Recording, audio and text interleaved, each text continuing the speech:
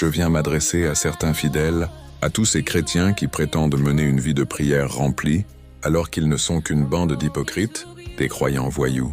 Toutes confessions confondues, nos vies sont remplies d'attaques, de persécutions, de blocages, d'adversités, de non-accomplissement. Et nous supplions Dieu de se souvenir de nous aider, de ne pas nous juger selon nos fautes, de nous faire miséricorde. Sommes-nous sérieux? En gros, nous demandons à Dieu de nous pardonner nos fautes, afin que son secours nous profite, afin que nous sortions des situations difficiles dans lesquelles nous nous retrouvons. Méchants et mauvais que nous sommes, quand cesserons-nous de chercher à exploiter Dieu? Quand cesserons-nous d'utiliser Dieu à nos fins personnelles? Quand cesserons-nous de ne penser qu'à nous? Quand serons-nous un peu sérieux dans notre vie de prière? Quand serons-nous honnêtes avec nous-mêmes? Quand comprendrons-nous enfin les Écritures?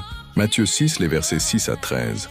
La parole de Dieu dit dans le verset 12 précisément: « Pardonne-nous nos offenses, comme nous pardonnons aussi à ceux qui nous ont offensés. » Nous devons d'abord en premier pardonner aux autres leurs offenses envers nous, avant que Dieu ne nous pardonne nos offenses envers lui.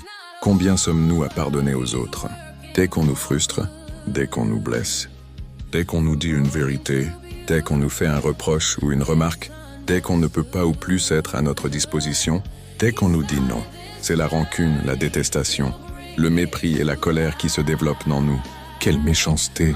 Nous sommes incapables de pardonner et nous voulons être pardonnés. Quelle cruauté!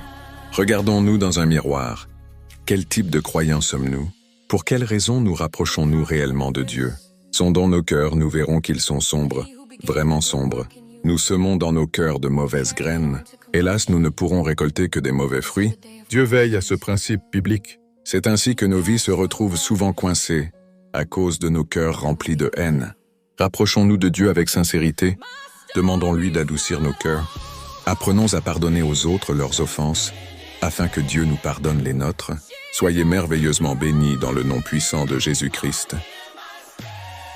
Si ce message t'a touché, ne le garde pas pour toi seul. Aide quelqu'un d'autre à ouvrir les yeux. Like et partage. Abonne-toi pour ne pas rater des contenus qui te feront grandir spirituellement. Laisse un commentaire si tu souhaites encourager le créateur de ce contenu.